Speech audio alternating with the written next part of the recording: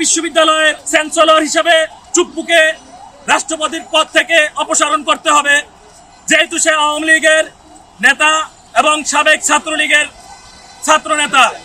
যেহেতু ছাত্রলীগ এবং আওয়ামী লীগ দুটারই কার্যক্রম বাংলাদেশে এখন নিষিদ্ধ কোনো ব্যক্তির কোনো সরকারি কাজে তাদেরকে আমরা চাই না। আমাদের দ্বিতীয় দাবি, প্রশাসনিক কাঠামো থেকে ভারতীয় র এজেন্ট এবং হাসিনার বসানো আমাদেরকে দ্রুত অপসারণ করতে হবে। আমরা জানি কোন মন্ত্রণালয়ে কোন দপ্তরে কে বসে আছেন, সকল তথ্য কিন্তু আমাদের কাছে আছে। স্বাধীন গ্রহণযোগ্য শিক্ষা কমিশন গঠন করতে হবে। আগামী জুন বাজেটে আমাদের শিক্ষার বাজেট করতে হবে, জিডিপির 4% উন্নীত করতে হবে। শিক্ষায় যদি আমরা বাজেট না পাই তাহলে আমরা কখনোই জাতি হিসাবে মাথা তুলে দাঁড়াতে পারবো না। আমাদের পরিচালন ব্যয়ের 10%-1 হচ্ছে না আমাদের এই শিক্ষা খাতের ব্যয়, কিন্তু আমরা উন্নত বিশ্বের সাথে আমরা তাল মিলাতে চাই। যে পর্যন্ত না শিক্ষার বাজেট না হবে, যে পর্যন্ত না শিক্ষার সঠিকভাবে সংস্কার হবে, সে পর্যন্ত জাতি উন্নতি সাধন করতে পারবে না। জুলাই আন্দোলনে যারা ভূমিকা রেখেছিল, গত 16 বছরে যারা ভূমিকা রেখেছিল, তাদের নিয়ে শিক্ষা কমিশন গঠন করতে হবে। কোন নদু কত দিয়ে গঠন করলে চলবে না।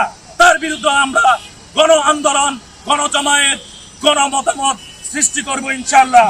এই ব্যর্থ উপদেষ্টাদের নিয়ে যারা চুপ্পু থেকে শপথ নিয়েছিল, এখন চুপ্পুকে আজ সরাতে থাকছে না, এমন ব্যর্থ উপদেষ্টা আমরা চাই না। আমরা ওই উপদেষ্টা চাই না যারা ভারতে ক্ষমতা আসার সাথে সাথে ইলিশ পাঠিয়েছিল, বিনিময় পেয়েছিল, আমাদের ফেনী পুরো জেলাকে তারা বন্যায় প্লাবিত করেছিল। আমরা সেই উপদেষ্টা পরিষদ চাই না, সেই উপদেষ্টা পরিষদ চাই না যারা বলেছিল এটা গণহত্যা নয়, এটা সাধারণ মাহফুজ বলেছিল, যে বোতল মাহফুজ খ্যাত তথ্য উপদেষ্টা, সে বলেছিল যে এটা কোনো আমাদের এখানে অভ্যুত্থান হয় নাই, এখানে কোনো রকম বিপ্লব হয় নাই, এটা শুধু রিজিম চেঞ্জ হয়েছিল। আমরা তার এই বক্তব্যকে ঘৃণাভরে প্রত্যাখ্যান করছি।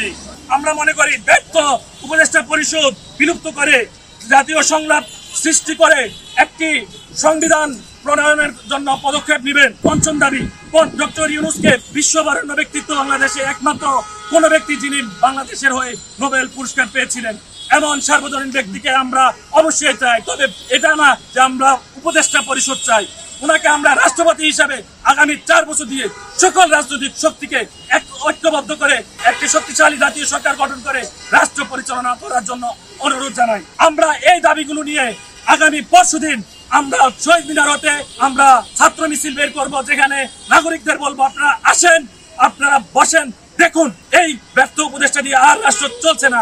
তারা যত্রতত্র যেইভাবে পারছে নিজেদের খামখেয়ালি ভাবে তারা রাষ্ট্র পরিচালনা করছে।